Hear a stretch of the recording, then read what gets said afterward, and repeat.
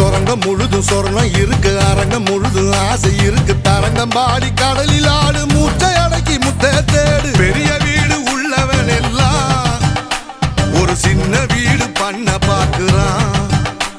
ஏசர கடிச்சு சாஞ்சு நிக்கிறான். ஓ சம்பள